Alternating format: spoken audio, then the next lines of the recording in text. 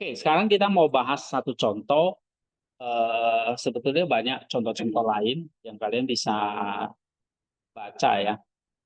Sudah dibaca nggak nih? Satu minggu ini baca apa? Misalnya kitab apa? Ayat apa? Nah, Ika apa?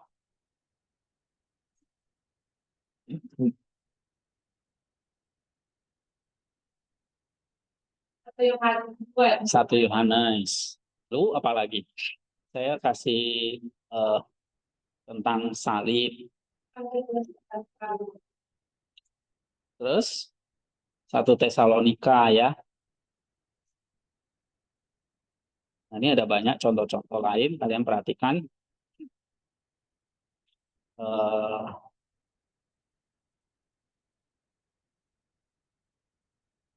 ya, tugasnya saya tidak mau ditunda-tunda. Hari ini harus dikumpul sampai malam. Besoknya mau kumpul sudah saya lock, jadi nggak bisa disubmit lagi. Nah, ini ada Lukas 22:39 juga udah baca belum nih? Kemudian ada Matius 11. Ya, ini kalian baca yang ini, yang isi semantisnya ya. Benar kan? Nah, lalu ada 2 Korintus 4 ayat 6. Lalu ada lagi eh, nah ini kemarin ada Lukas 7:36. Tapi baca yang isi semantis saja ya. Yoel ya. Kitab Yoel 2 ayat 12. Lukas 22:39, Matius 11 ayat 2 sampai 6, 2 Korintus 4 ayat 6. Mulai hari apa itu saya suruh? Jumat sampai Kamis ya. Satu Tesalonika, nah. Lalu satu Yohanes, ya kan? Satu Yohanes 2 ayat 16. Ya. Lalu ada lagi Markus 15. Nah, ya. Markus 15 itu tanggal berapa itu? Tanggal 20. Ya, mulai tanggal berapa yang saya suruh? 21. Berarti bacanya dari 1 Yohanes ya. 1 Yohanes 2 ayat 16 nih.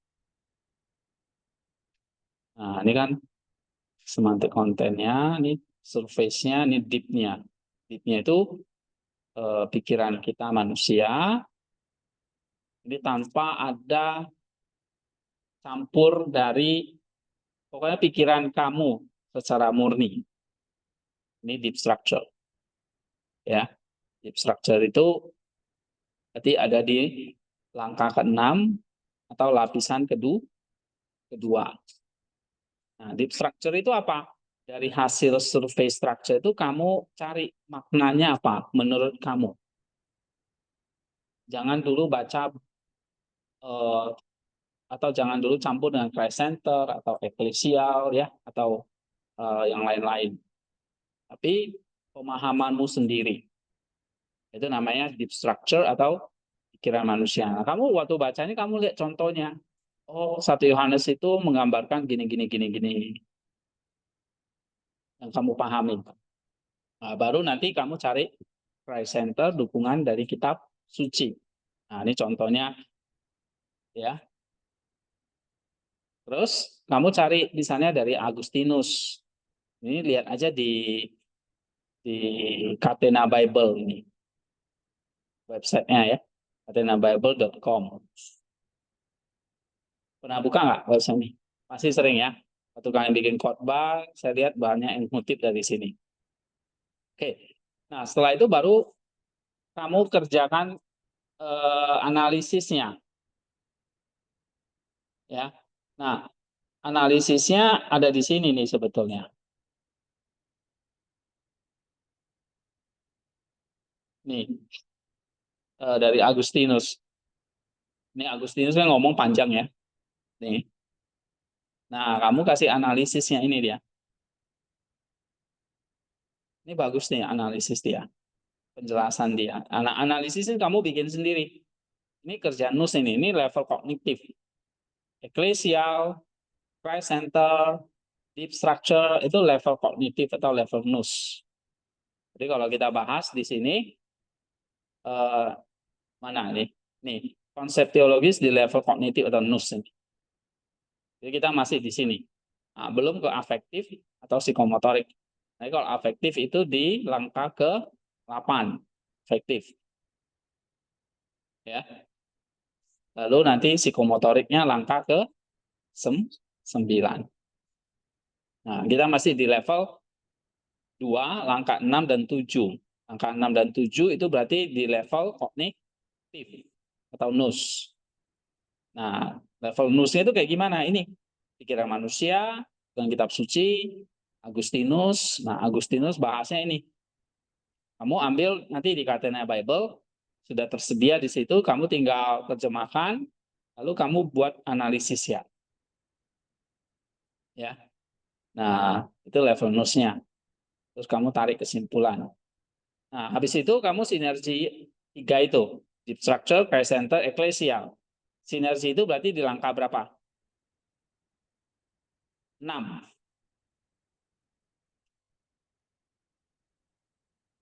Ya, ada di langkah 6 sinerginya. Nih, jadi menggabungkan deep structure, Christ center, dan ecclesial. Nah, lalu kamu dapat konsep-konsepnya nih. 1, 2, 3, 4, 5 gitu ya. Lalu ada kesimpulan.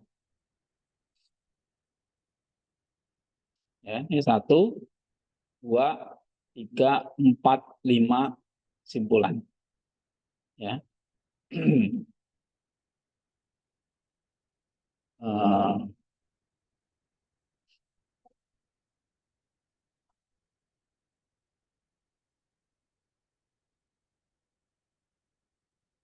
Salah.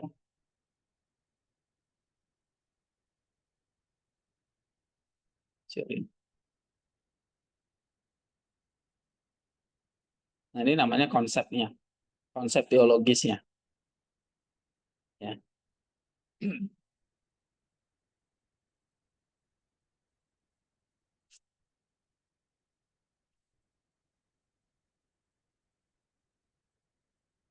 Oke, lihat lagi ya.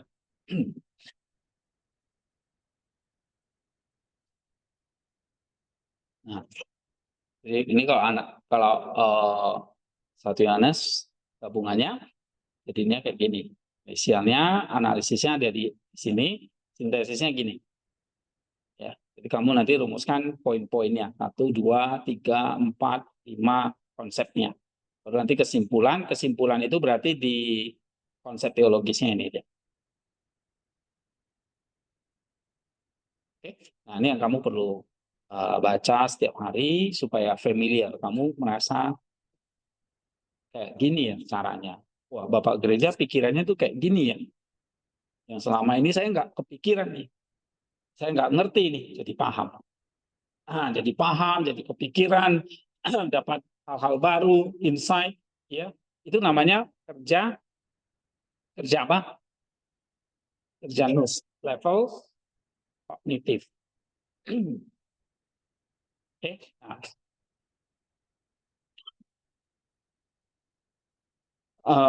sekarang kita lihat ini aja, Lukas 23 ayat 33. Ini ada 2 sebetulnya.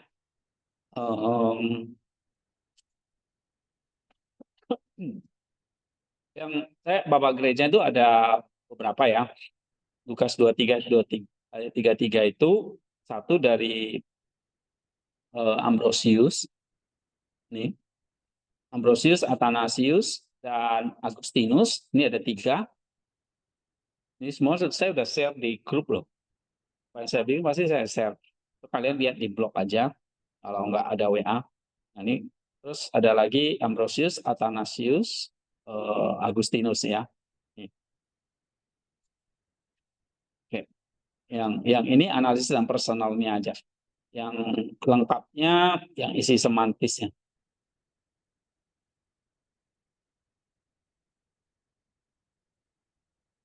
Jadi ada dua memang nih, Lukas 23 itu saya bikin dua. Nah, ini yang isi semantisnya yang berarti ada surface, deep, dan sebagainya. Kalau ini hanya langsung Ambrosius ya, nggak ada deep structure-nya. Oke. Ini Edric belum gabung ya. Oke, apa-apa. Coba baca siapa nih? Wismar, Lukas 23 ya, 33 baca. Kita sampai di tempat yang bernama orang, mereka menyalibkan Yesus di situ dan juga kedua orang penjahat itu. Yang seorang di sebelah kanannya dan yang lain di sebelah. Oke. Coba baca yang terjemahan versi 1.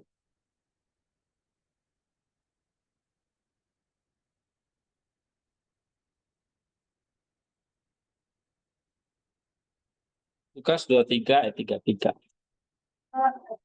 Ketiga, jika mereka sampai di tempat yang bernama Tekora, mereka menyalibkan Yesus di situ dan juga kedua orang penjahat itu, yang seorang di sebelah kanannya dan yang lain di sebelahnya. Sama kan? Oke. Jika mereka sampai di tempat bernama Tengkorak, mereka menyalibkan Yesus di situ dan juga kedua orang penjahat itu, yang seorang di sebelah kanannya, yang lain di sebelah kirinya.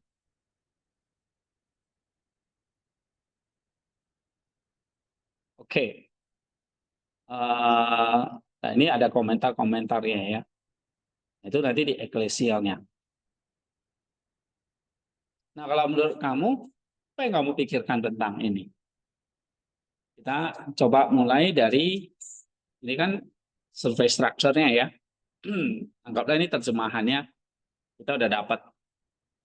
Kita udah selesaikan 1 sampai 5-nya ini. Nah, sekarang yang keenam, deep structure-nya. Apa yang kamu pahami dulu? Nih. Deep structure itu pikiran manusia.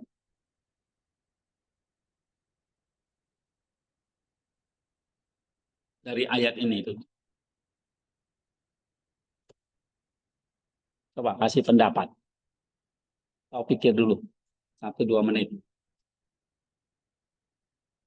Baca ayatnya lagi.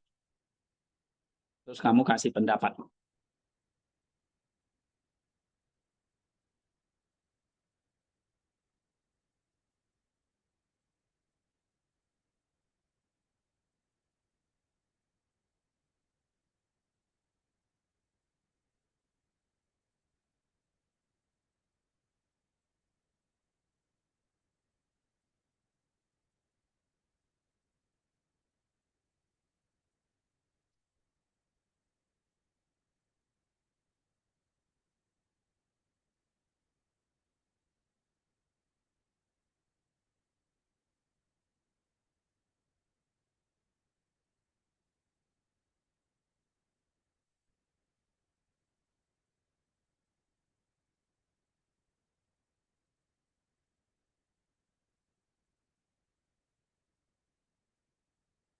Oke, ada yang mau kasih pendapat?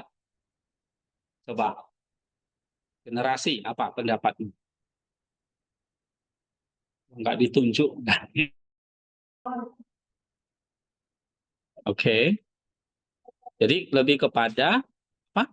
Coba tadi sempat putus nih tadi. Relasi yang telah terputus, tapi melalui penyaliban Yesus, relasi atau hubungan tersebut kembali Relasi apa maksudnya? dengan Allah dengan manusia. Oke. Nah, maksudnya dengan penyaliban Yesus, relasi manusia dengan Allah jadi tersambung. Oke. Ada lagi yang lain?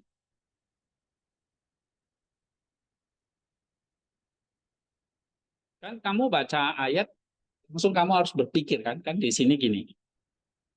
Ya.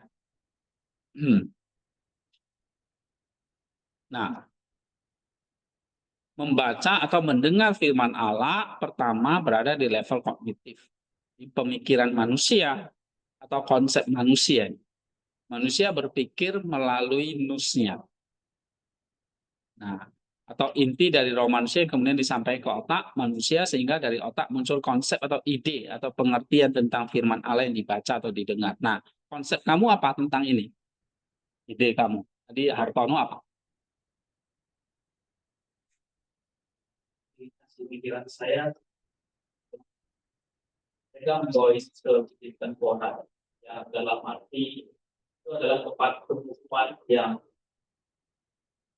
merujuk pada tempat orang-orang itu hukum terus saling merupakan uh, menimpalinya pada bangsa Romawi pada saat itu dan itu menggenapi tentang pohon di mana manusia itu dijatuhkan oleh iblis dan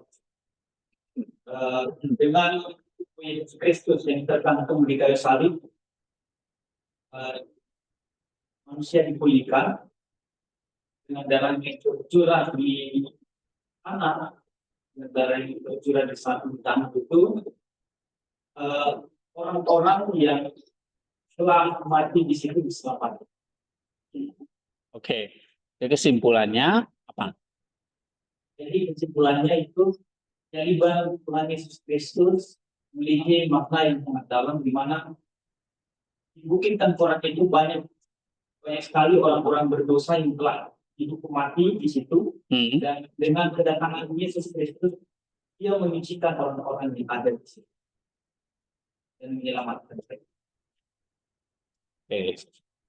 Jadi penyaliban itu untuk menyelamatkan ya. Mungkin tadi dikatakan Adam jatuh gara-gara pohon buah itu. Sekarang kita diselamatkan oleh pohon salib ini. Ya, oke, good. Ada lagi yang lain? Yang cewek lah. Saya nggak ada suara.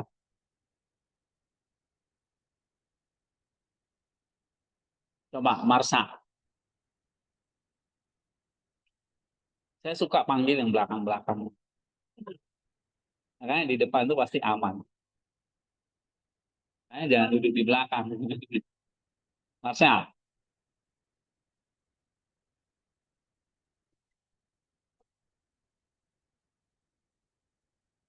Tapi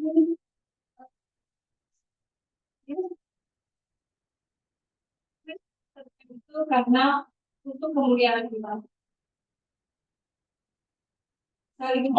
Sebagai kemuliaan ilahi. Soal itu kemuliaan ilahi. Sementara penjahatnya ya memang karena kejahatannya gitu ya. Ya. Apalagi happy. Kamu di belakang kena kamu. Apa happy?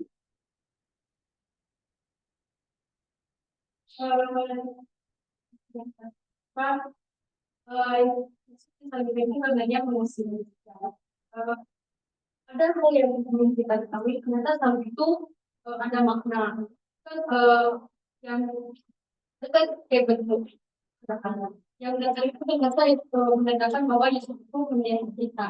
Itu kalau yang enggak, itu kan Agustinus kan. Pikiran kamu aja waktu kamu baca. Makanya atau kita baca ayat jangan terkontaminasi dulu. Ini benar-benar selama ini kamu mikirin apa tentang ayat ini? Ya. Jadi murni dari pikiran kamu. Misalnya nih, ketika mereka sampai di tempat yang bernama Tengkorak, mereka menyalibkan Yesus. Tapi di situ ada penjahat. Nah, ini apa yang kamu pikirkan? Yesus itu anak Allah yang kudus, yang suci, tanpa dosa. Tapi sisi lain, disalibkan bersama dengan penjahat. Ya kan? Nah, penjahat satu, dua lagi, sebelah kanan dan kiri. Jadi dia di tengah.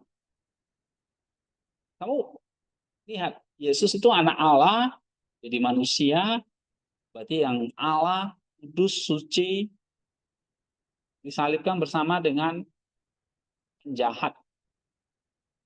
Apa yang kamu pikirkan tentang itu? Nah, kan kamu baca ayat ini jangan melebar kemana-mana, ya kan? Ayat ini yang kamu fokuskan.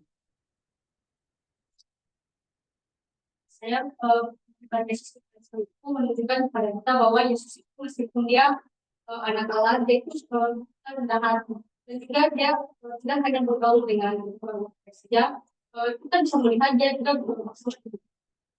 Ya, tapi Tuhan Yesus itu tidak hanya menerima yang baik saja. Karena kita Menerima penjahat juga. semua yang dipenuhi si dalam proses konstitusi. Oke, satu. Ya, itu namanya deep structure. Kamu nggak usah takut ini salah atau benar. Itu memang kamu udah benar-benar kamu pikirkan. Ya. Jadi nggak pede orang bilang gitu. Aduh, pendapatku benar nggak gitu ya. Ya, berani belajar mengutarakan argumentasi. Dan itu nanti dipakai sampai sintesis loh. Ya, pikiranmu itu dipakai nanti, harus kamu pakai. Saya juga nggak mau kamu cuma copy paste Bapak gereja doang gitu. Tapi pikiranmu juga harus masuk. Ya. Nah, jadi kan nggak hanya eklesial doang, harus ada pikiran kamu. Ya, good point. Maka caranya begini, ntar. Kamu fokus ke teksnya ini. Nah, di sini ada kata tengkorak, salib, Yesus, terus ada dua orang penjahat. Apa yang kamu pikirkan tentang kata-kata itu? Coba tadi. Ini siapa yang mau jawab? Di Smart. Ya. Lalu ini menggambarkan dan membuktikan bahwa manusia akan diselamatkan dari dosa. Ya, itu kan salib diselamatkan dari dosa. Ya nggak apa-apa, itu pikiran kamu. Coba maksud saya lebih tajam lagi. Mikirkannya jangan terlalu luas dulu, ya, tapi fokus ke teksnya ini. Tadi kan saya udah kasih clue-nya misalnya dia disalibkan bersama dengan penjahat. Ya kan? Nah, apa maknanya itu?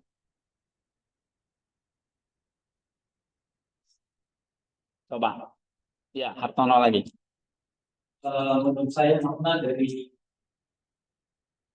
manis tidak dari dua orang di samping Yesus itu menggambarkan masa depan setelah penyaliban itu tentang adanya kejahatan dan orang yang mau berjumpa dengan Kristus sendiri, artinya ada responnya untuk mau bertobat kepada Kristus, dan Kristus akan memberikan pengampunan bagi mereka yang mau mengampuni. Tetapi orang itu tidak sama sekali tidak mau meminta apa-apa.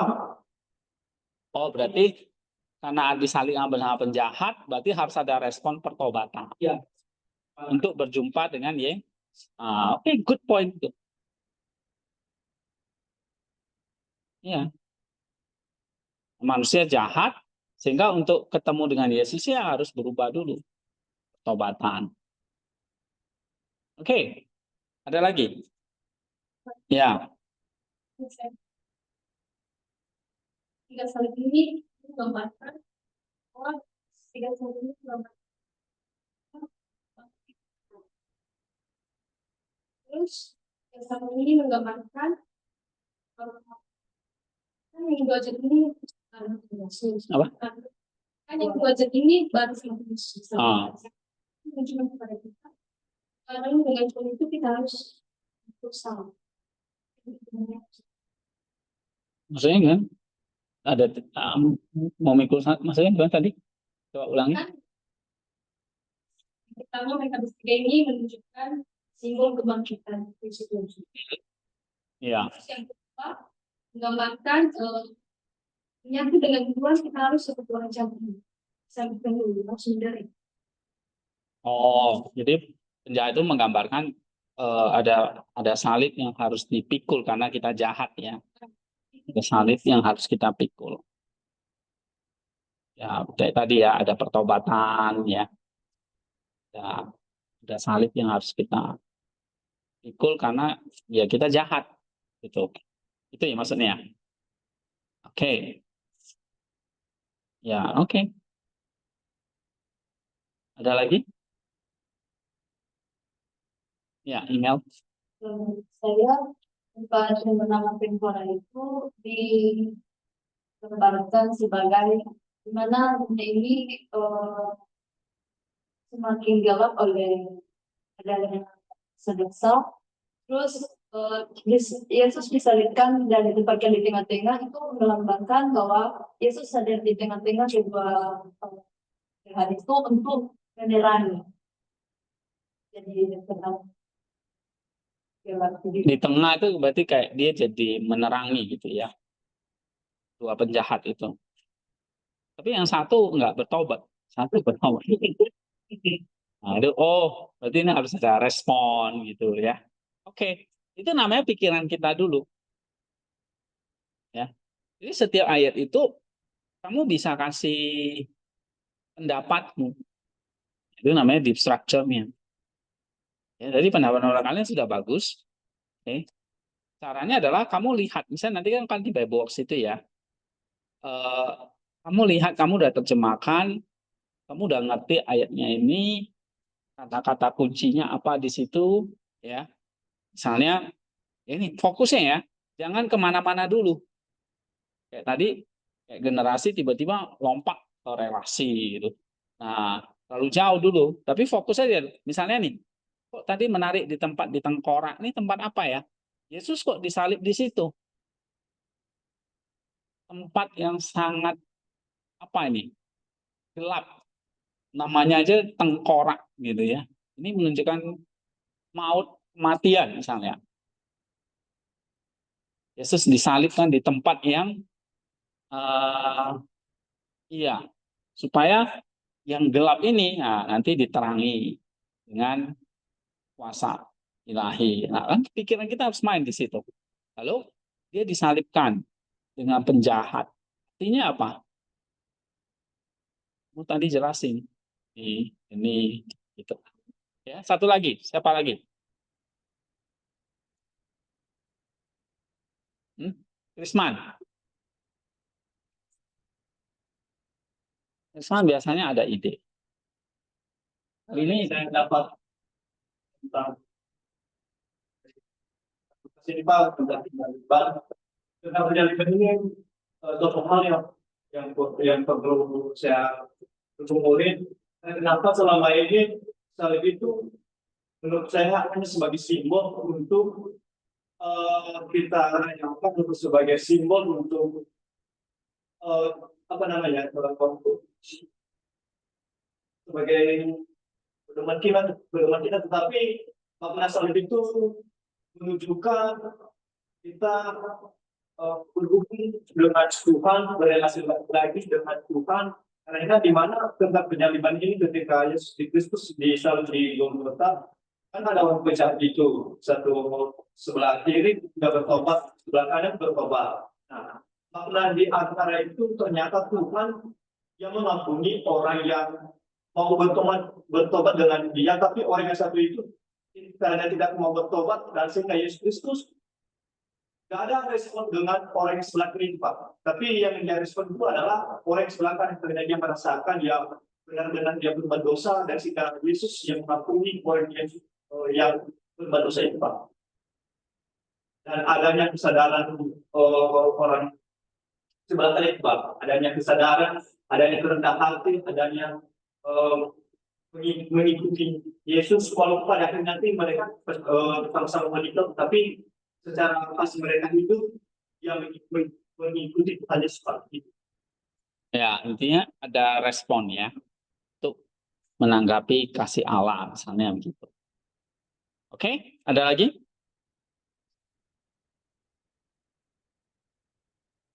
Hah? Nggak ada ya? Oke, jadi caranya adalah kamu tuliskan apa pandanganmu. Misalnya ini saya contoh ya. Lukas 23:3 ini adalah sebuah paradoks. Paradoks apa? Penderitaan dan keadilan yang menggugah hati manusia. Tempat itu disebut Kalvari atau Bukit Tengkorak. Pertama, Yesus itu tidak bersalah. Ya kan? Nggak ada dosa dia soalnya. Justru disalibkan di antara para penjahat. Nah, ini paradoksnya. Dia yang nggak salah justru disalahkan, disalibkan bersama dengan penjahat. Nah, ini salah satu ironi tentang ketidakadilan manusia. Nggak salah kok disalib. Ketidakadilan manusia. Oke? Ironi yang telanjang, maksudnya jelas sekali gitu, terbuka gitu. Di mana kebenaran itu dihukum, kejahatan seolah merajalela. Nah, ini kan pikiran kita. Wah, ketidakadilan ini. Ya, satu paradoks nih antara penderitaan dan keadilan. Yesus yang nggak bersalah justru disalib dengan para penjahat. Oke, salib yang seharusnya menjadi lambang hukum terhina, kemudian menjadi satu panggung renungan tentang makna penderitaan. Ya, ini memicu pertanyaan kita, kenapa kebaikan seringkali berhadapan dengan nestapa, artinya dengan ketidakadilan, dengan kejahatan. Lebih lagi, kematian Yesus di Kalvari menyingkapkan batas akhir kemanusiaan itu kefanaan, dan pada saat yang sama membangkitkan kerinduan manusia akan sebuah kehidupan melampaui batas-batas di dunia ini, sebuah kehidupan yang abadi, kehidupan yang kekal. Ya. Nah, jadi ada ketidakadilannya, ya. Tapi satu sisi ini membangkitkan satu kerinduan kita akan satu kehidupan yang kekal, yang tidak fana. Jadi penyalipan itu satu bukti bahwa manusia itu rindu akan kehidupan yang abadi. Kehidupan yang maksudnya kehidupan yang adil, yang tidak ada lagi ketidakadilan, yang tidak ada lagi penderitaan, yang tidak ada lagi kesakitan, yang tidak ada lagi dosa, tidak ada lagi kematian, yang ada kehidupan yang kekal. Nah, itu misalnya pemikiran kita. Ya, jadi saya kalau lihat ini satu gambaran yang nggak adil, satu paradoks yang sebetulnya kebaikan itu harus selalu berhadapan dengan kejahatan. Nah, ini maksudnya menegaskan lagi, manusia itu sebetulnya menginginkan apa? Kebaikan. Tapi harus melewati jalan penderitaan. Seperti Yesus, kita tahu dia disalib untuk kita, tapi untuk kita dia harus melewati namanya apa? Penderitaan. Berarti untuk kita, karena kita tuh merindukan satu kehidupan yang tidak ada lagi kematian, tidak ada lagi penderitaan, kehidupan yang abadi, tapi harus melalui jalan ketidakadilan, jalan penderitaan, jalan kematian. Nah, ini yang saya pikirkan. Jadi destruction-nya bisa beda-beda nanti tiap orang. Ya kan, tadi kan ada beberapa contoh. Pendapat Happy mungkin beda nanti dengan tadi siapa? Lismar, atau dengan si Marsha. Ya, tadi ada yang mengatakan, oh salib itu, penyalipan itu tadi karena di tengah penjahat, berarti harus menuntut respon, gitu ya, pertobatan. Nah, itu silakan dituliskan. Asal memang apa yang kamu pikirkan tuh nyambung dengan, ya, jangan ini ngomong A, kamu ngomongnya Z, nggak nyambung gitu. Oke, paham? Ya, contoh lain misalnya ini kan ada lagi, misalnya nih, 1 Yohanes 2:16. Coba baca, Sofi. Sebab semua yang ada yang tentang itu Tidak berasal dari Bapa melainkan dari dunia. Nah, dari ayat ini kamu jangan bahas tentang salib lagi gitu loh. Ya, fokus di teksnya.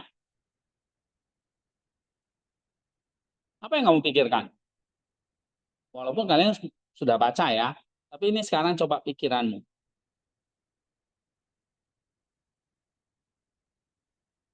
Ayo, 1-2 menit. Kejahatan berasal dari dunia. Oke. Terus?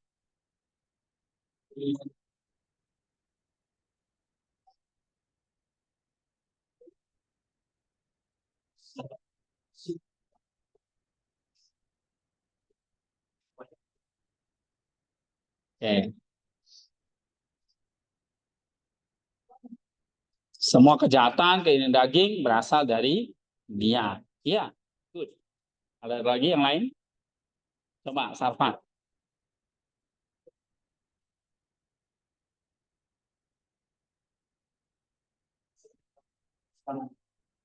Yang berasal dari Bapa itu, Allah itu keselamatan. Ya, jadi semua yang ada dalam dunia itu adalah kejahatan. Sedangkan yang berasal dari Allah itu apa? Keselamatan. Oke. Apa lagi? Nih, Sarfat. Siapa? Bukan Rahmat, Sarfat. Rahmat.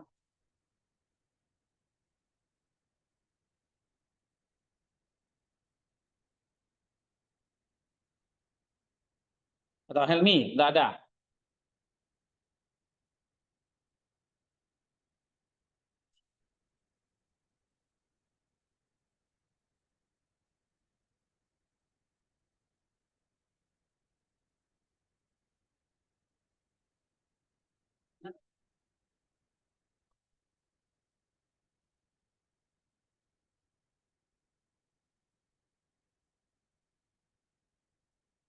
Ada, ini 3 hal ya. Misalnya saya bantu.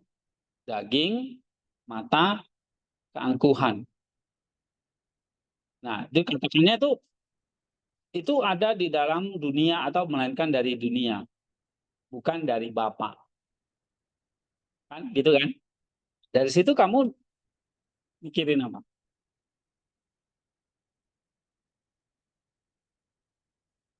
Lihat, ada dari Bapa, ada dari dunia. Ini kan kayak semacam apa? Konflik, tarik menarik. Benar nggak? Nah, kamu harus mikirin sampai ke situ. Ada ada ini. Pergolakan konflik batin manusia, ya kan? Kenapa? Karena satu ada dari Bapa, ada dari dunia. Bapak dan dunia itu berlawanan. Jadi kayak ada tarik menarik gitu. Benar nggak? Nah, ini kan yang saya pikirin gitu. Mungkin juga kalian pikirin gitu. Mungkin ya. Atau kalian mikirin apa ya? Oke. Nah, konflik batin yang terus tarik menarik antara keinginan duniawi dan panggilan spiritual. Benar kan? Nah, seperti itu caranya ya. Nah, lalu kamu lihat lagi. Tadi ada 3 yang menjadi godaan yang seringkali mengalihkan manusia dari Allah, dari fokus kepada Allah. Pertama, keinginan daging. Keinginan daging itu apa? Dorongan untuk memuaskan kebutuhan fisik secara berlebihan, misalnya makan, minum, seks. Itu keinginan daging, ya kan? Apalagi penampilan, ya konsumerisme lah ya, saya beli barang-barang yang mahal, padahal sebetulnya nggak perlu. Nah, itu juga masuk dalam keinginan daging. Yang jika tidak dikendalikan dapat menjauhkan seseorang dari nilai-nilai rohani atau nilai-nilai dari Allah. Kedua apa? Keinginan mata. Itu maksudnya apa? Ini mencerminkan rasa ingin tahu. Ya, rasa ingin tahu tanpa batas, materialisme tadi, ya, itu keinginan mata. Jadi pakai barang-barang mewah supaya kelihatan keren gitu-gitu. Itu namanya keinginan mata. Ya. maka timbullah banyak kejahatan.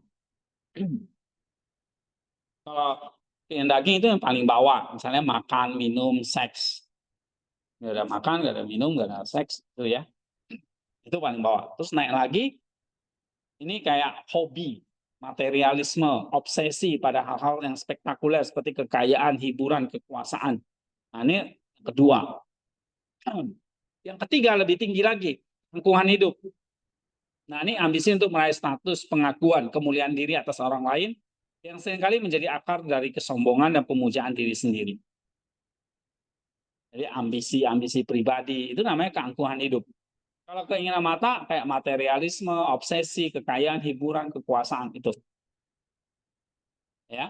Kalau keinginan daging yang paling basic makan, minum dan seks. Nah, ketiga hal ini menunjukkan kecenderungan manusia untuk menjadikan ciptaan sebagai tujuan akhir bukan sebagai sarana untuk semakin mengenal pencipta atau Tuhan.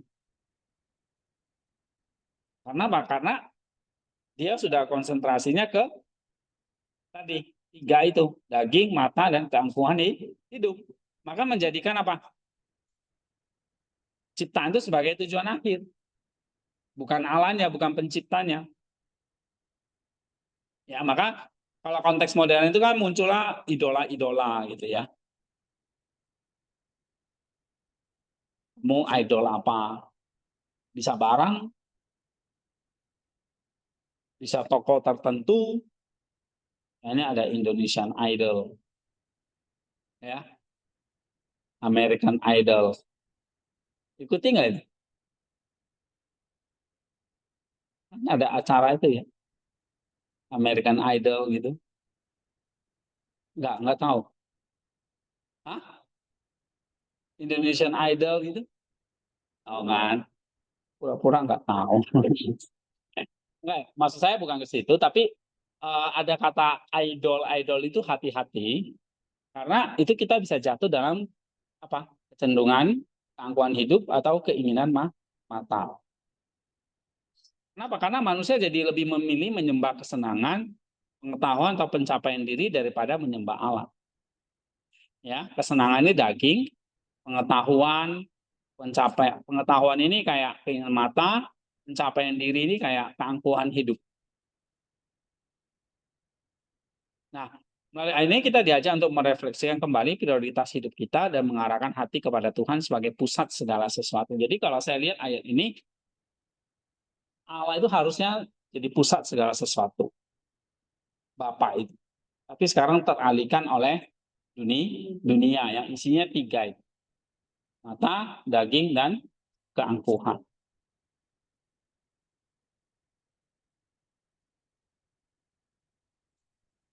Ya.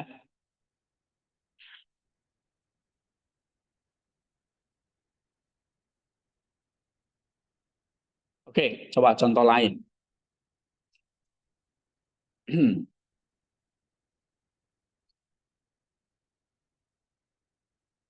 Ini yang paling gampang loh, cuma mengungkapi pendapat.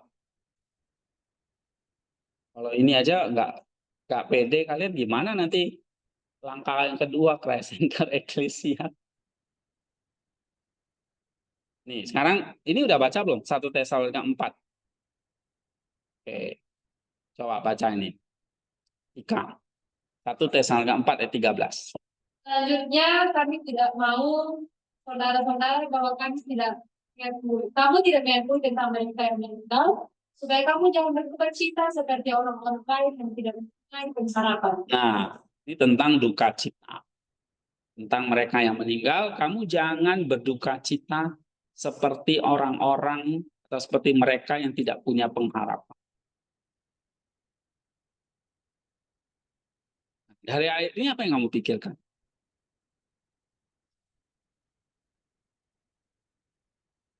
Coba yang belum. Krisna. Kan kemarin kamu mengalami satu duka cita yang mendalam. Ya. Tanggal berapa Mama dipanggil? Awal Februari ya. Tanggal 6. Nah, Pastilah ya. Di sini ada kata duka cita nih. Tapi Paulus nggak ngomong kamu nggak boleh berduka cita, enggak. Tapi jangan berduka cita seperti mereka yang tidak punya pengharap. Nah, itu maksudnya.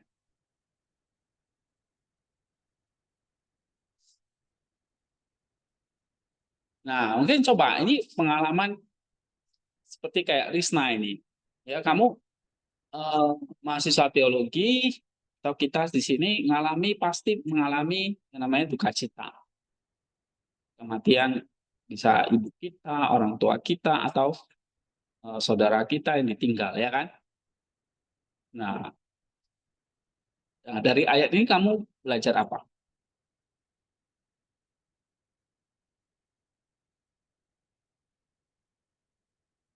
Saya belajar supaya jangan besar, tetapi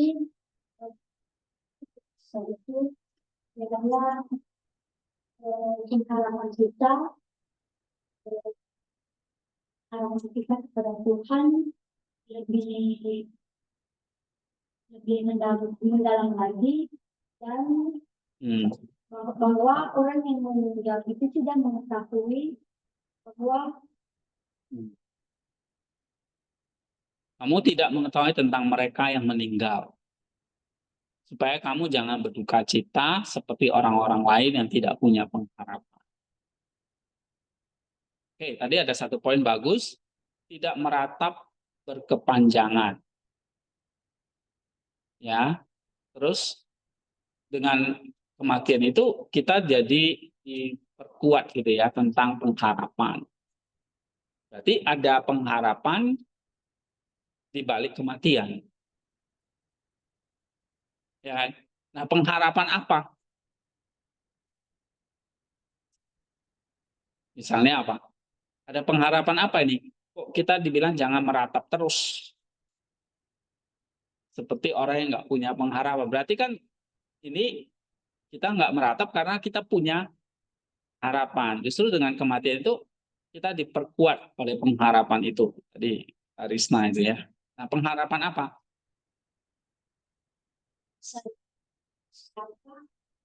pengharapan bahwa rencana Tuhan itu lebih baik daripada rencana ini seperti ada. Jadi dari duka cita itu membuat iman kami, memperkuat iman kami, apakah kami itu tidak lagi melayani Tuhan, dan khususnya saya, apakah saya tidak punya lagi untuk melayani Tuhan atau bagaimana. Jadi itu membuat saya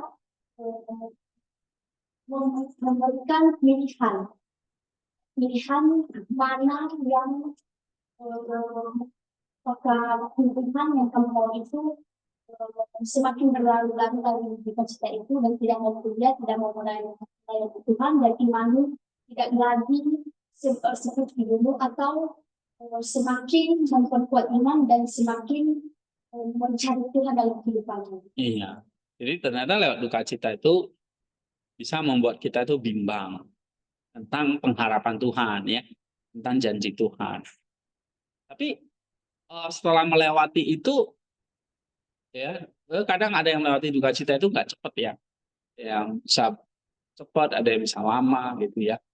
Nah, tapi di balik mau cepat atau lama itu selalu ada proses yang kebimbangan iman ya. Nah, enggak sih ada janji Allah, ada pengharapan, dan sebagainya lah ya. Pergulatan batin ini. Oke, that's good ya. Pasti itu dialami oleh kita semua. Dan ya itu namanya deep structure. Gitu. Ya, kamu apa sih alami itu? Nah, tinggal gimana nuangkan dalam tulisan gitu. Ya, tuangkan di dalam kalimat-kalimat yang bagus. Nah, itu butuh apa? Butuh latihan lagi, keahlian lagi gitu. Ya, nah misalnya ini deep structure-nya ya. Ketakutan akan kematian dan kehilangan ini sebenarnya bagian alami dari pengalaman manusia. Ya kan? Ini belum ada ayat-ayat ini. Ini pikiran kita tentang kematian. Ya, kematian itu takut gak? Kita takut hilang. Kita punya barang kan kita takut hilang. Kita takut mati. Nah, ini sebetulnya wajar, bagian alami dari pengalaman manusia. Dan itu terjadi bisa memicu duka, bukan hanya karena perpisahan fisik. Ya, seperti Risna udah nggak bisa ketemu lagi dengan ibunya. Terpisahan fisik. Oke. Tapi juga ini masalah ketidakpastian tentang hidup setelah mereka meninggal. Kita takut kematian karena setelah saya mati, saya kemana ini? Ya kan? Nah, jadi ada ketidakpastian tentang hidup mereka yang telah meninggal. Kan itu kan? Menimbulkan satu pertanyaan eksistensial seperti apakah mereka masih ada? Apakah misalnya Risna akan bertemu lagi dengan ibunya? Kapan saya bertemu? Rindu mungkin. Suatu saat nanti bisa rindu. Ya, mungkin sekarang masih rindu. Tahun depan nggak rindu. Bisa, seterusnya akan rindu. Ini satu pertanyaan. Apakah mereka yang meninggal masih ada nggak? Atau ternyata sudah jadi debu tanah? Kalau ada, kita akan bertemu lagi nggak? Ini satu pertanyaan yang pasti timbul. Ya, kematian yang dianggap terlalu dini atau mendadak, kayak misalnya mamanya Risna ini, ya kan, terlalu dini. Usianya berapa? Nah, seumuran saya. Orang saya 44. Gitu. Jadi Risna itu kayak anak saya udah. Kalian tuh kayak anak saya udah. Ya kan? Rata-rata umur orang tua kalian 40-an, 50-an. Gitu. Nah, kematian dianggap terlalu dini, terlalu muda, ini makin memperdalam pencarian makna dalam penderitaan. Jadi kayak Risna tadi, kenapa? Misalnya pasti ya, Tuhan izinkan ini, gitu kan? Ya, nah, mengapa Tuhan izinkan ini? Dan sebagainya lah. Kenapa Tuhan izinkan? Kenapa Tuhan nggak tunda dulu misalnya, ya dan sebagainya. Padahal misalnya masih butuh, ya, apalagi masih ada adik, ya. Jadi dijaga sekarang dijaga siapa? Kalau sampai jam itu banget. Kalau malam itu kalau istrinya saudara. Iya. Nah, gitu. Jadi kenapa kok Tuhan izinkan padahal masih ada bayi yang mesti dirawat? Ya. Bahkan mungkin juga banyak ibu yang melahirkan terus meninggal. Nah, kita nggak ngerti ya. Kita mencari makna penderitaan itu, mendorong pertanyaan mengapa Tuhan mengizinkan ini. Nah, maka kita bisa berduka cita. Tapi kalimatnya nggak berhenti di sini. Nah, namun duka orang Kristen dibedakan oleh harapan kebangkitan. Jadi pengharapan apa ini? Kebangkit. Ya. Jadi duka cita orang Kristen itu yang mati bangkit lagi nanti. Jadi kayak mamanya Risna itu nanti bangkit lagi. Setiap orang yang mati di dalam Kristus bangkit lagi. Ya. Nah, ini yang membedakan kita dari keputusasaan nihilistik. Nihilistik itu berarti kan mati udah selesai. Jadi abu. Kalau dibakar jadi abu, kalau dikubur jadi tanah. Ya. Nah, keputusan nihilistik yang mungkin dialami oleh mereka yang tidak punya iman. Oke, sebagian dikatakan Agustinus, jangan berduka seperti orang yang tidak berharap. Ya. Di mana pengharapan orang percaya, ini bukan Agustinus ya, ini Paulus, sebenarnya ditekankan oleh Paulus dengan seruan jangan berduka seperti orang yang tak berharap, di mana pengharapan orang percaya menjadi sumber penghiburan dan memampukan umat beriman untuk menemukan makna dan tujuan bahkan di tengah duka dan kehidupan. Jadi kayak misalnya di tengah duka justru semakin di apa ya, ditemukan nih ada tujuan, ada makna, ada pengharapan di balik itu. Ya, jadi kayak Risna itu misalnya eh, pasti mengalami goncangan. Saya kuliah lagi atau enggak? Ya kan? Nanti ini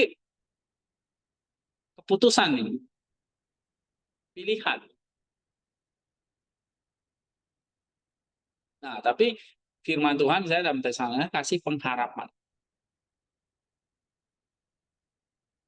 Jangan berduka seperti orang yang tidak punya pengharapan. Berarti ya hidup itu mesti jalan terus, Risna. Life must be go on, orang bilang. Ya. Nah, bisa kalau bisa kehadiran kamu masih bisa kuliah, tuh puji Tuhan. Kalau kamu menunda dulu atau harus jaga adik, ya itu keputusan namanya, pilihan. Ya, tapi kita jangan kehilangan harapan. Nah, kamu bisa balik kembali di sini kuliah, bukan berarti kamu nggak punya pengharapan atau tidak sayang keluargamu, tapi ya itu pilihan yang terbaik yang kamu pilih untuk kembali kuliah. Ya.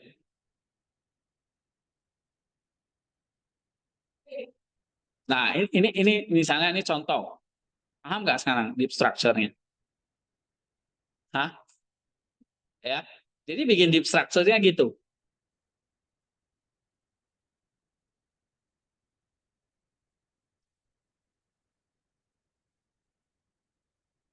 Ayo. Eh,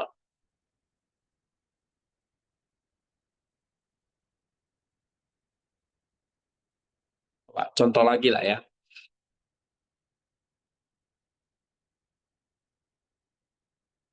Apalagi yang kemarin saya tulis itu. Khususnya, coba kita ambil misalnya Markus 15. Nih. Markus 15 ini cerita tentang Yesus diadili oleh Pilatus, ya. Nah, ini agak panjang. Atau mungkin lebih simpel aja dulu.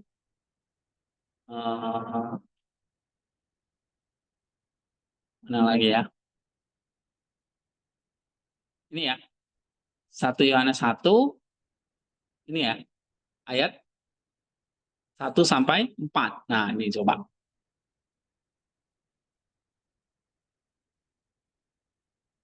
Oke?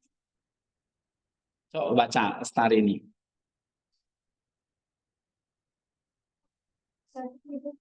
Satu SD Yohanes. Satu, apa yang telah ada sejak Same Yohanes rasanya. satu, apa yang telah ada sejak yang telah kami lihat dengan mata kami, yang telah kami saksikan dan yang kami meraba dengan tangan dan tangan kami tentang firman hidup, itulah yang kami tuliskan kepada kamu. Ya. Dua, hidup Agak kecil ya. Lebih gede. Oke. Terus? Dua, hidup itu telah dinyatakan dan kami telah melihatnya dan sekarang kami bersaksi dan memberikan kepada kamu tentang hidup kekal yang ada bersama-sama dengan Bapa dan telah dinyatakan kepada kami. Yang tiga, apa yang telah kami lihat dan telah kami dengar itu kami beritahukan kepada kamu juga supaya kamu beroleh bersekutu dengan kami. Dan persekutuan kami adalah persekutuan dengan Bapa dan dengan anaknya Yesus Kristus. Ayat 4, semuanya itu kami tuliskan kepada kamu supaya sukacita kami menjadi sempurna. Nah, Coba. Ini nanti kalian bisa baca sendiri ya. Misalnya kayak tentang duka cita, nanti pandangan dari Agustinus bagaimana, ya. Semoga misalnya seperti Krishna yang mengalami duka, nah, bisa ayat-ayat firman Tuhan itu bisa menghibur gitu. Ya, ini kamu udah baca belum? Oke, terus kamu mulai apa ya? Harus kerjain tugas mingguan ya. Ya, apa 3 minggu, 3 minggu sebelumnya ya itu karena kamu masih itu, nanti mulai minggu depan mulai baca kerjain ya. Oke, misalnya ini kamu penting kamu baca. Kita semua penting nih dibaca. Ini pikiran kita terbatas nih sebetulnya. Saya mau mengatakan nanti kalau kamu bandingkan dengan Christ Center-nya, kamu bandingkan dengan tulisan-tulisan para bawa gereja, kita akan makin dikuatkan. Gitu. Ya. Tapi pikiran kita dulu nih mesti eh, kamu bisa tuliskan seperti ini. Ya, latihan. Coba sekarang yang belum siapa ini? Nenong. 1 Yohanes ini tentang apa?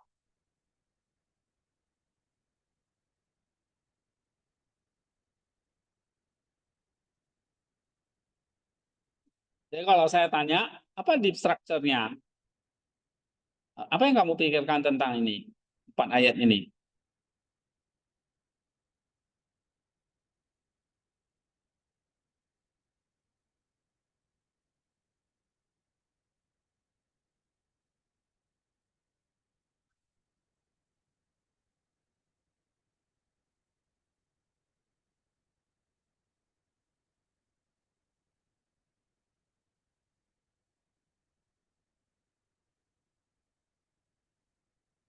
Hmm?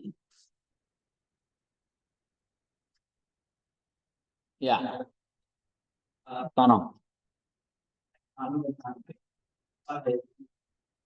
Yang sebetulnya telah lama dinantikan oleh bangsa Israel. Itu telah dinyatakan dalam diri Yesus Kristus. Nah, para rasul dalam hal ini mereka telah menyaksikan sendiri bahwasanya penantian harapan mereka itu sudah dinyatakan. Jadi jangan ragu lagi dengan Yesus Kristus, dengan keselamatan itu, dengan sang Mesias itu, supaya sukacita itu menjadi sempurna gitu. Jadi, kalau usah ragu lagi, sudah datang dan kita sekarang sudah selamat oleh iman percaya kita sendiri. Oke, good point. Ya. Jadi firman Allah itu sudah jadi manusia. Keselamatan itu sudah lengkap. Keselamatan itu nggak janji-janji lagi, ya. Keselamatan itu nggak konsep aja.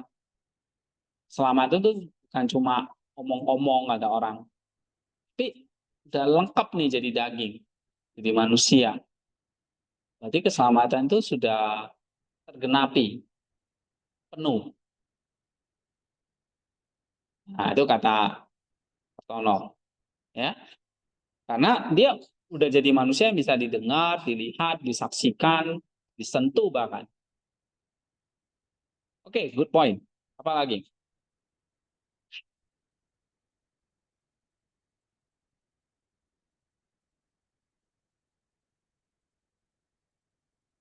Yang belum siapa ini? Olive. Nah,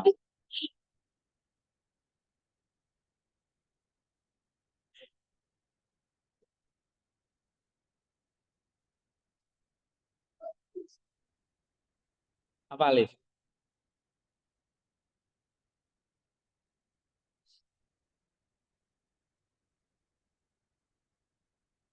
Nih, nggak ada.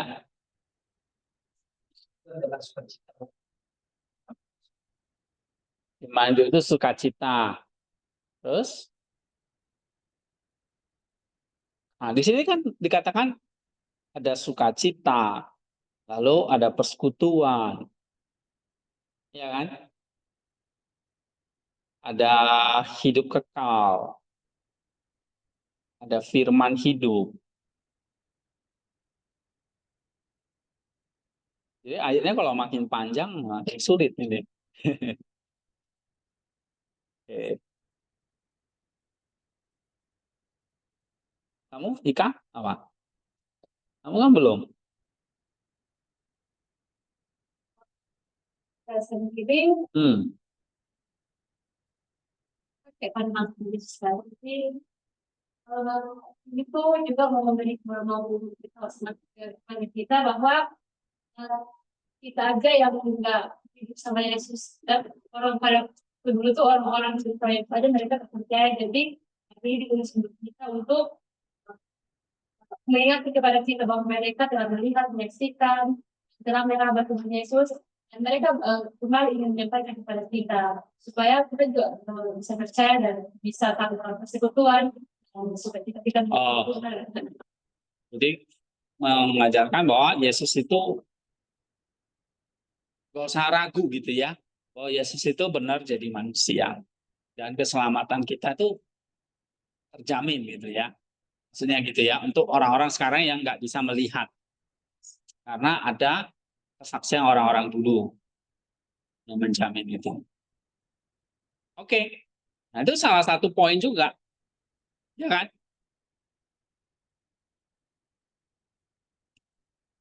Ayo, siapa lagi?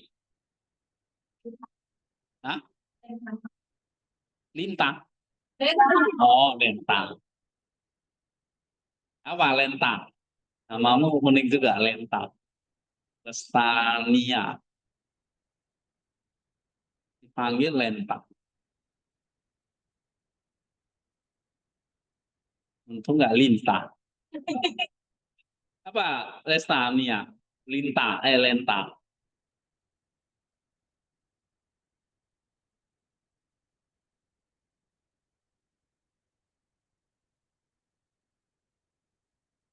Apa ya pendapatmu? Kan saya nggak pernah bilang pendapatmu salah, kecuali tadi yang saya bilang. Tiba-tiba kamu bahas ini tentang salib, ya, nggak ada hubungannya. Jadi yang ada hubungannya misalnya.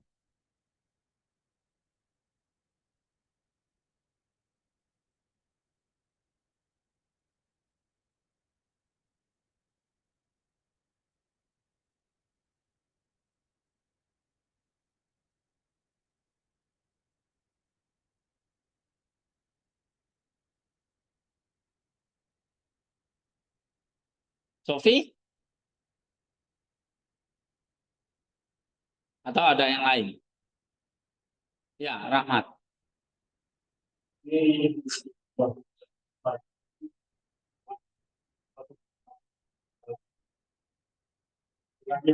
Di dalam Yesus yang utama. Ini penebus lalu. Apa poinnya? Yesus yang sudah itu Aha. Tuhan sia-sia dari anak. Oh, berarti ini penggenapan ya. Sang Mesias yang sudah dinanti-nantikan. Jadi manusia. Oke. Mirip kayak dulu ya berarti. Ya, ada lagi? Happy? Enggak, Rahmat udah belum? Dari kamu udah? Oh, sekarang happy. dan kita sebutkan bahwa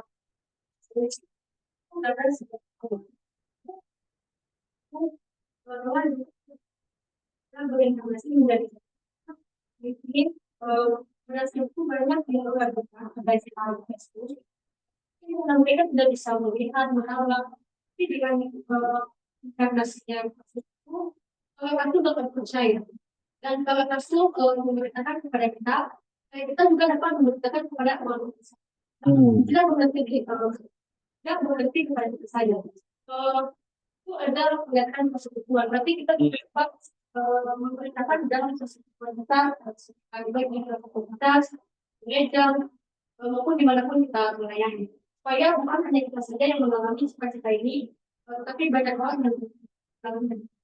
Ya. Jadi maksudnya inkarnasi udah terjadi nih. Nah, sekarang ada para rasul yang memberitakan supaya sukacita dialami semua orang. ya kan? Dalam persekutuan tadi.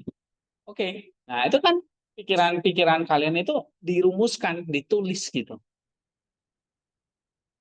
Jadi ada poin-poinnya gitu. Paham nggak maksud saya sih? Nah, contoh ya, misalnya ini.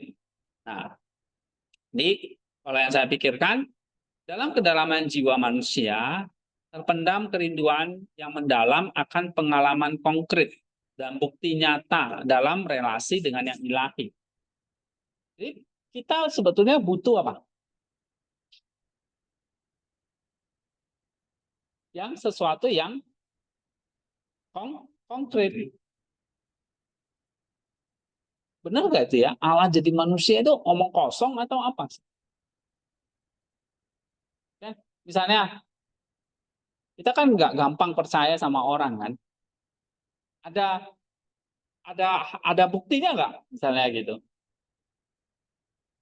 Kayak kalian kerjain tugas, baca. Buktinya apa? Nah, kasihlah refleksi. Itu kan memang pengalaman jiwa kita kan gitu. Makanya di sini dalam kedalaman jiwa manusia terpendam kerinduan akan pengalaman konkret dan bukti nyata dalam relasi dengan ilahi. Kita butuh pengalaman, kita butuh konkret, kita butuh bukti gitu. Nah, 1 Yohanes 1:4 menjawab kerinduan tersebut. Ya, pada dasarnya manusia punya kebutuhan akan bukti indrawi. Makanya manusia itu butuh pengalaman fisik seperti melihat, mendengar, menyentuh, ya kan? Kita butuh itu supaya kita bisa sungguh-sungguh mempercayai satu kebenaran. Contoh kasus misalnya Thomas yang ragu, benar nggak nih Yesus bangkit? Ya, nah, dia menyentuh bekas luka Yesus ini. Nah, kerinduan ini juga mencerminkan paradoks ketidakkekekalan dan kekekalan. Manusia yang hidup dalam dunia yang temporal dan terbatas merindukan untuk memahami yang sesuatu yang transenden dan kekal. Mereka mencoba menjembatani jurang ini seringkali melalui perantaraan yang temporal pula, seperti mencari Allah melalui keindahan dan keteraturan ciptaannya. Ya, jadi kita yang fana cari sesuatu yang mau kita pahami gitu loh. Karena Allah itu nggak bisa dipahami. Tapi Allah tuh enggak, dia kasih manusia itu sentuh dirinya kayak Thomas itu. Ya. Nah, di sisi lain, manusia juga bergumul dengan kesepian eksistensial, sebuah perasaan terasing dan terpisah dari makna yang lebih besar. Dari kedua ini muncullah dambaan akan persekutuan yang mendalam, bukan hanya dengan sesama manusia, tapi juga dengan Sang Pencipta. Jadi kita yang transenden, kita yang terbatas, ingin nih tahu sesuatu yang Allah yang tidak terbatas. Nah, Yohanes 1 hadir untuk memuaskan kerinduan kita. Ya, kita ingin lihat Allah. Benar gak ini Allah ada? Coba buktikan Allah itu ada. Gitu pertanyaannya. 1 Yohanes jadi buktinya. Oke. Ayat ini menegaskan bahwa Allah yang tidak terlihat dan transenden telah menjadi nyata dan terjangkau dalam diri Kristus. Ini dia, makanya saya nggak sesali. Allah yang kita nggak bisa lihat, transenden itu maksudnya yang melampaui pikiran kita, sekarang dibuat jadi nyata dan terjangkau di dalam diri Kristus. Melalui inkarnasi, nah tadi kan ngomong inkarnasi ya, Allah yang kekal memasuki ruang dan waktu, memungkinkan manusia untuk secara konkret menyentuh kebenaran. Nah, tadi kan Yohanes bilang, apa yang kami lihat, yang kami raba itu kan berarti apa? Menyentuh, gitu kan? Menyentuh kebenaran ilahi dalam pribadi Kristus. Nah, dengan demikian, ini kan masalah kebutuhan manusia akan bukti indrawi, kerinduan akan yang kekal, dan dambaan akan persekutuan dipenuhi dalam realitas inkarnasi. Ya, seperti yang dinyatakan dalam 1 Yohanes 1 ayat 1 sampai 4.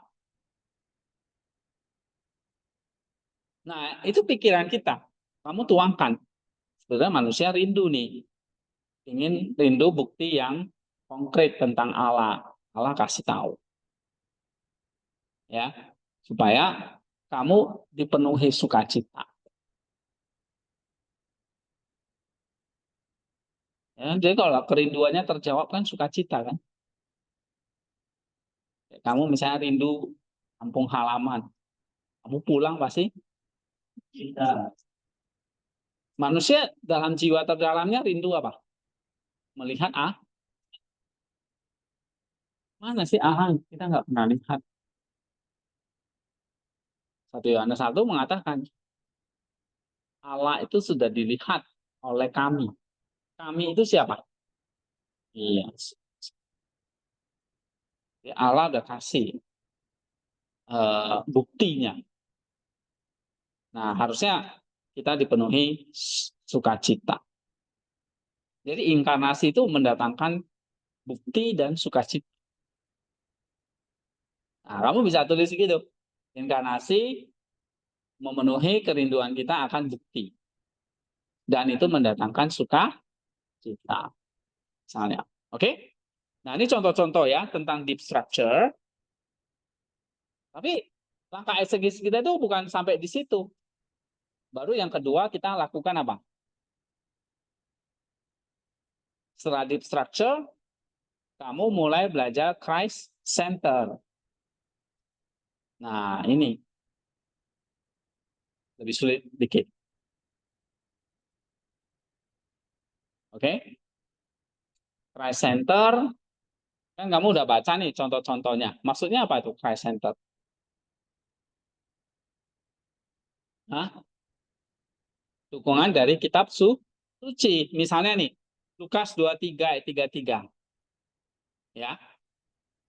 Coba baca Nenong.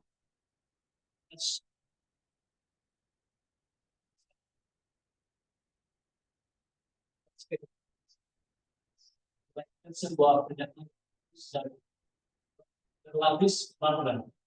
Peristiwa ini adalah pembedakan membuat Yesaya 53 ayat 12. Nah, ada hubungannya nih dengan penggunaan Yesaya 53 ayat 12 yang menyatakan apa? Bahwa Mesias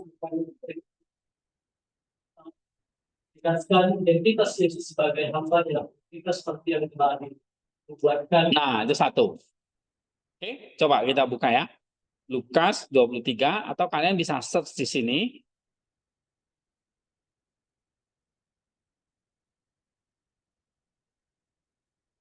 Nah, di sini ada ayat-ayat referensinya. Ini kalian bisa pakai semua.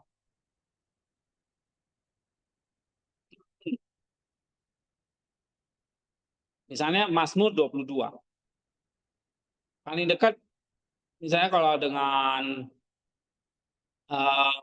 perjanjian lama ya, Mazmur 22. Nah, bisa masukin. Tapi saya nggak ambil, nggak apa-apa. Saya ambil ayat yang lain. Oke, coba baca lagi.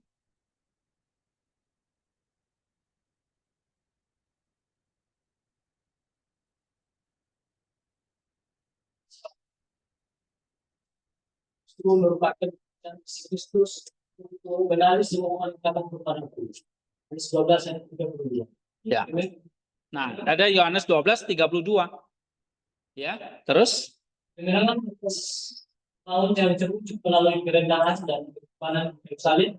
Korintus 15 ayat 27. nah, itu kemenangan atas maut. Oke, terus Akhir kedapatkan Yesus dan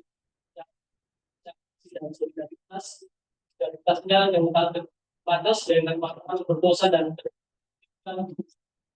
Lukas 19 ayat 10. kita bahwa semua bahwa mereka yang dianggap paling hina dan Bahkan mereka yang dianggap paling hina dan terbuang. Baca jangan salah-salah. Udah saya gedein gitu masih salah. Pakai kacamata kuda nanti. Oke. Ada berapa ayat di situ? Yesaya 53, Yohanes 12, 1 Korintus 15, Lukas 19. Nah, itu kamu kumpulin datanya. ya. Atau kalau misalnya versi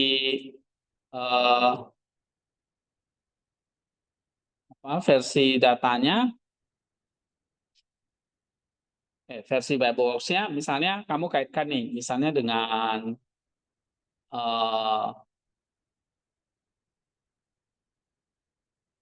jadi di sini Yohanes 12 ya, atau Lukas 19. Nih, oh Lukas 22 ya. Saya nggak ambil dari sini soalnya. Ya, tapi ini salah satu alat yang bisa menolong kita juga.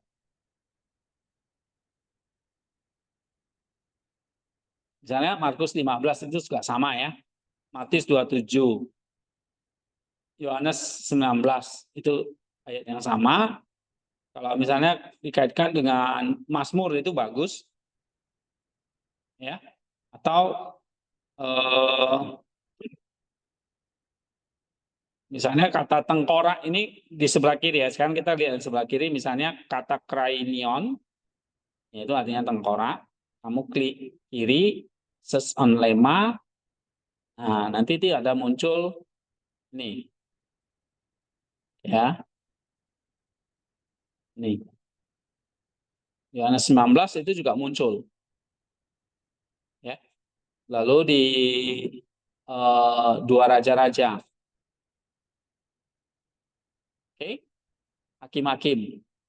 Nah, ini bisa dikaitkan dengan di sini. Oke, saya nggak ambil ayat itu, saya ambilnya ayat yang lain.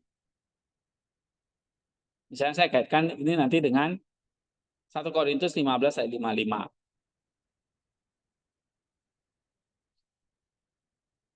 Ya. Lalu nanti saya kaitkan dengan Yesaya 53 nih. Oke. Jadi ini ada hubungannya dengan kitab-kitab lain, ya. Misalnya contoh lain. Tadi misalnya nih, kamu bisa baca 1 Yohanes tadi ya, atau tadi 1 Tesalonika. 1 Tesalonika 4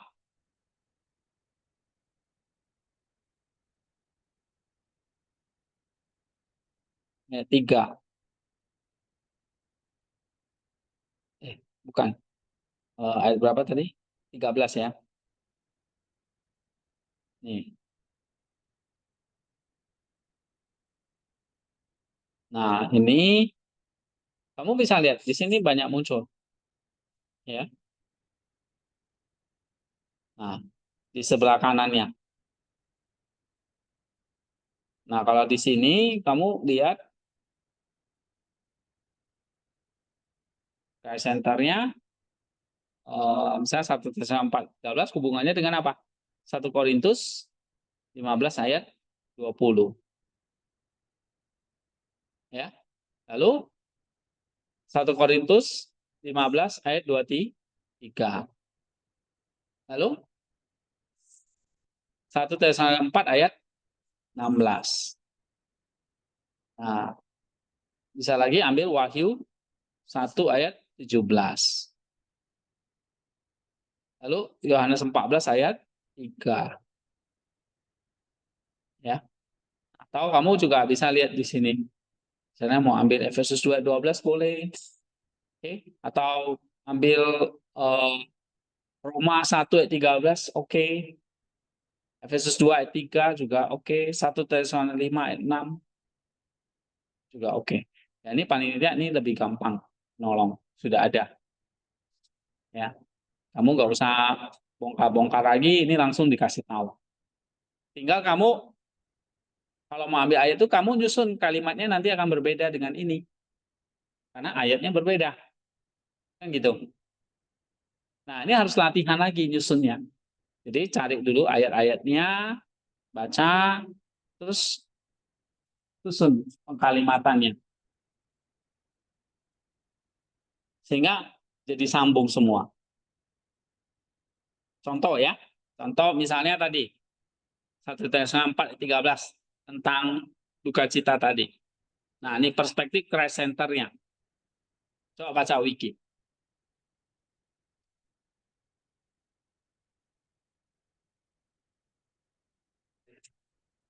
Ini makanya jangan bengong.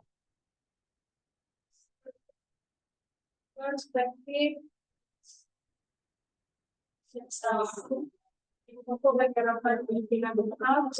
besar pada sebagai Iya. Terus? 19 ayat 20. Nyatakan dengan tegas, tapi yang benar ialah Kristus telah dibangkitkan dari antara orang mati sebagai sulung dari orang-orang yang telah berubah. Ya, ini ambil tentang kebangkitan nih. Ya, terus? Ini yang diperkuat oleh Santo Paulus pasal 16 ayat 23. Tapi tiap-tiap orang menurut urutannya Kristus sebagai buah sulung, sesudah itu mereka yang menjadi miliknya pada waktu kedatangannya. Tegaskan bahwa kebangkitan Yesus bukanlah peristiwa dari sulami, melainkan jaminan dan pula bagi kebangkitan semua orang percaya. Terus? Harapan ini mencapai puncaknya dalam kedatangan Yesus kembali sebagai Kristus sekarang, melihatkan Rasul Paulus tentang Tuhan sendiri akan turun dari surga. Tesalonika pasal 4 ayat 16 membangkitkan kembali gambaran ampun dalam Wahyu pasal 1 ayat 10. Lihatlah ia datang dengan awan-awan dan setiap makhluk akan melihat dia, juga mereka telah menyimpan dia. Datangan Kristus yang dinantikan ini bukanlah peristiwa yang menakutkan bagi orang percaya, melainkan momen pemenuhan janji dan penyempurnaan harapan. Tujuan akhir dari iman Kristen adalah persatuan abadi dengan Tuhan sebagaimana dijanjikan dalam 1 Tesalonika pasal 4 ayat 17. Demikianlah kita akan selama-lamanya bersama-sama dengan Tuhan. Janji ini menggenapi perkataan Yesus sendiri dalam Yohanes pasal 14 ayat 3, aku akan datang kembali dan membawa kamu ke tempatku, supaya di tempat di mana aku berada, kamu pun berada. Dengan demikian dalam 1 Tesalonika pasal 4 ayat 13 dan ayat-ayat terkait menawarkan penghiburan sejati dan harapan yang teguh di tengah duka kematian yang berakal dalam realitas kebangkitan Kristus dan janji persatuan abadi dengan. Iya. Berakar dalam realitas kebangkitan Kristus dan janji persatuan abadi dengannya. Nah, jadi ayat ini kamu kumpulin, terus kamu bikin narasinya. Ya, sama kayak tadi ini. Yang Lukas 23, 33 itu ada hubungan dengan Yesaya, cari datanya, terus kamu kaitkan. Oke, contoh lain, misalnya.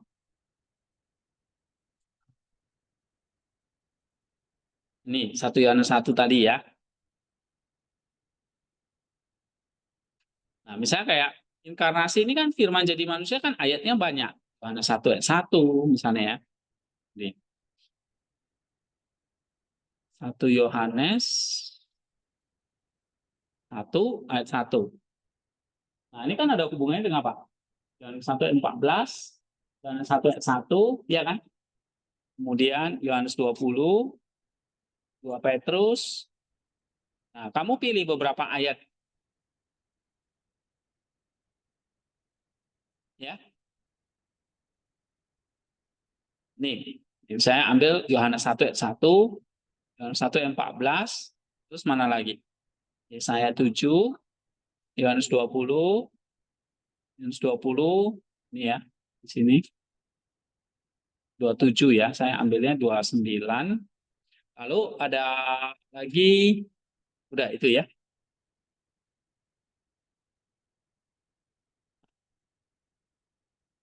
Coba, ini contohnya ya.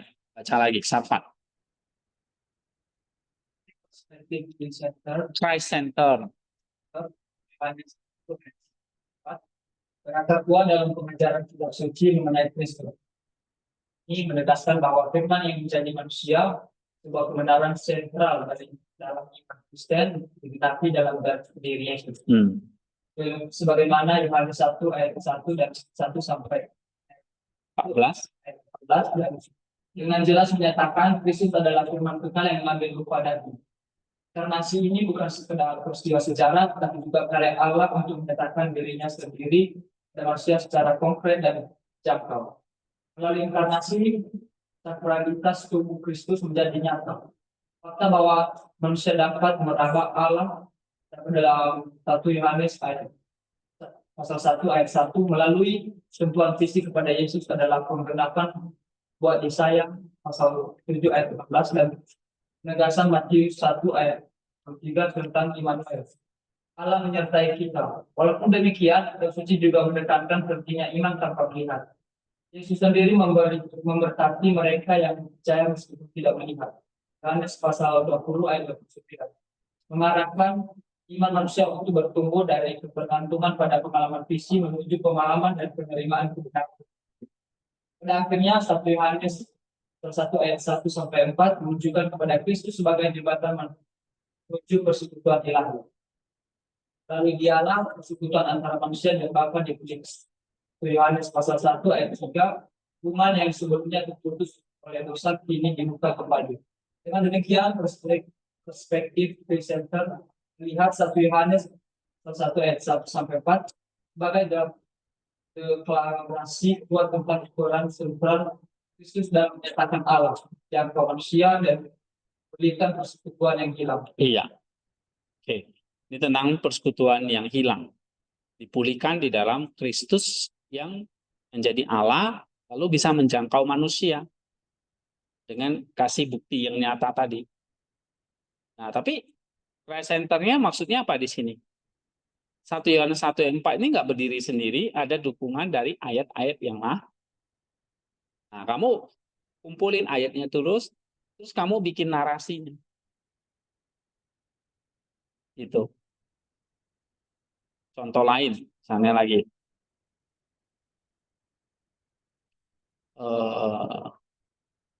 Ini tadi udah ya. Ini udah. Coba, misalnya kitab lain. Kemarin apa lagi?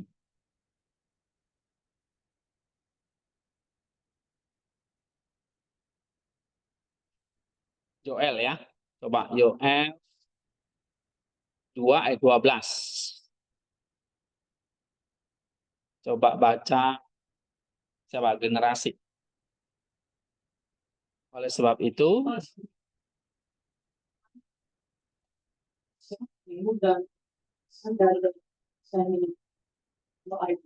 oke. Nah, ini deep structure-nya tentang apa nih?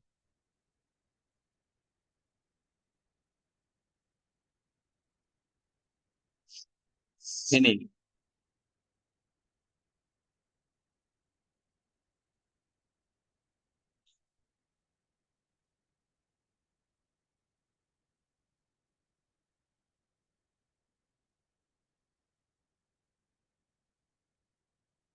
Apa yang kamu pikirkan? Misalnya Yoel 2 ayat 12.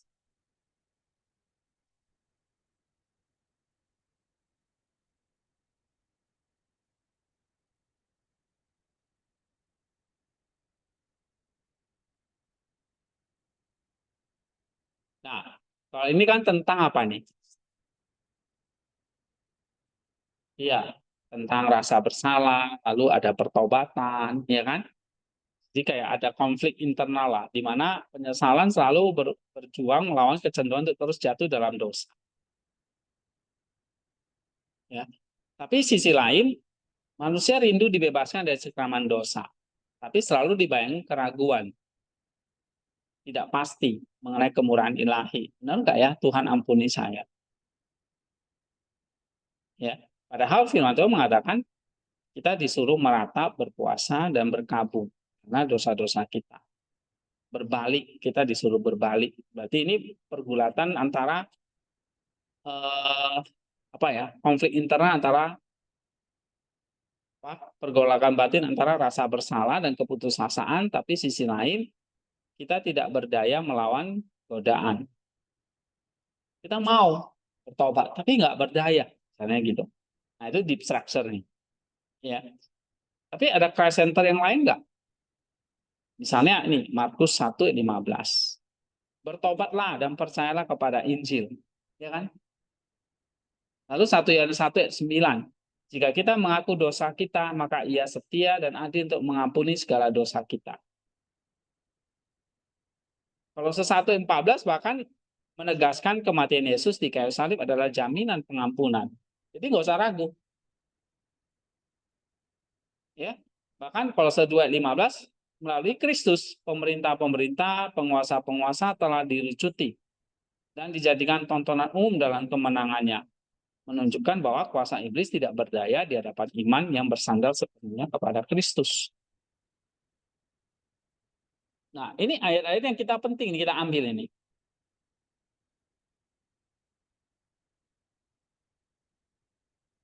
Ya. Nah, kamu harus sekarang mulai latihan itu.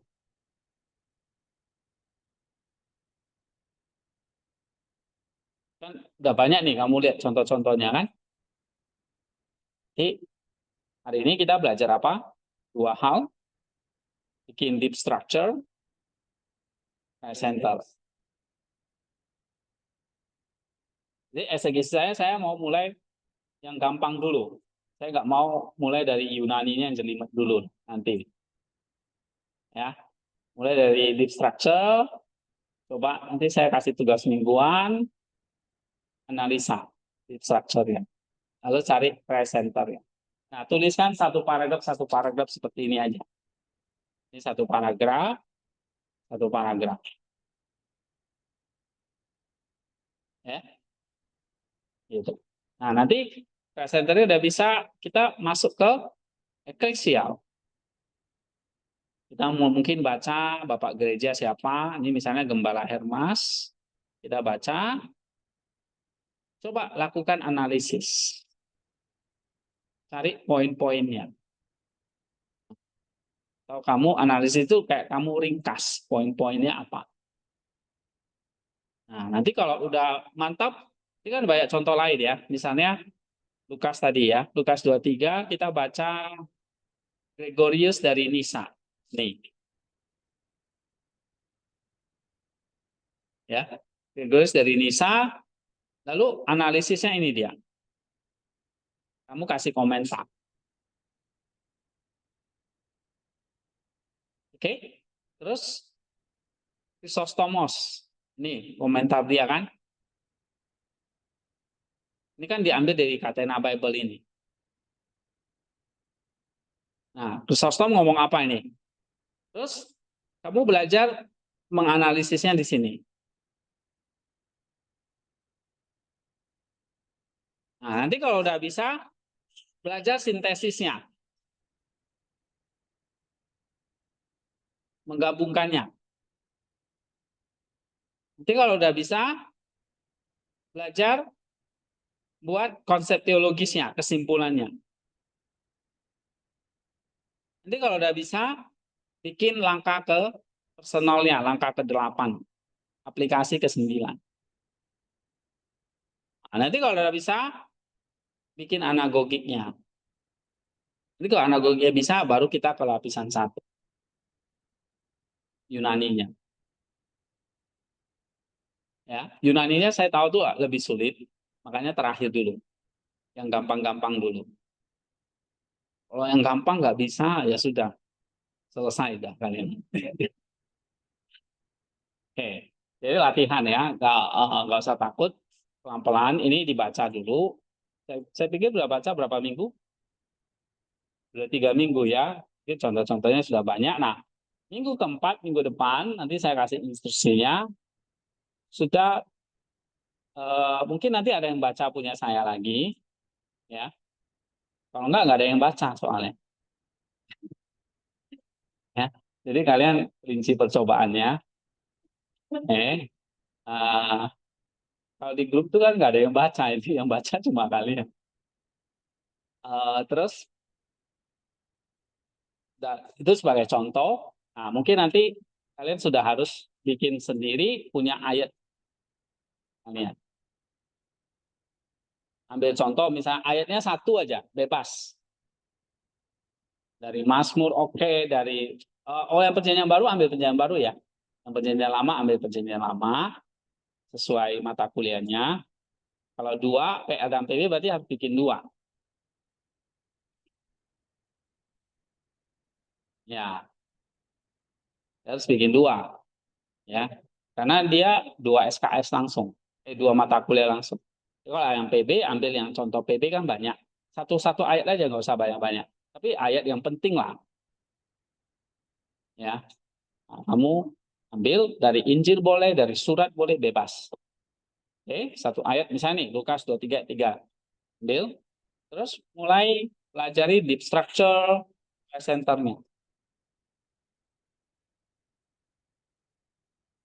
Ya, nah nanti gantian lagi ayat apa. Oke, sampai di sini dulu. Tuhan berkati. Oke, Christoph paham ya? Iya, Pak. Ya. Kamu Lumayan. nggak ngerjain tugas, nanti nilaimu nggak ada loh. Nah, kamu udah berapa minggu nggak ngerjain? Ya, Pak. Nanti saya cicil lagi. Iya, kerjakan. Ya, yang lain juga gitu. Bagi saya kan tugas mingguan itu penting karena itu prosesnya kalian latihan. Nggak latihan ya nggak tiba-tiba bisa. Ya, tiap hari gitu. Saya selalu akan bikin satu hari minimal dipaksa ya. Satu hari satu. Karena saya ada janji sama kalian baca satu hari satu. Gitu. Nah, kalian juga harus paksa. Mau nggak mau baca satu hari satu, ringkas satu paragraf ya saya sebut. Baru nanti lama-lama terbiasa. Ini kan level kognitif, level berpikir yang harus dilatih gitu. Kalau enggak ya nggak bisa. Ya. Oke, Tuhan berkati.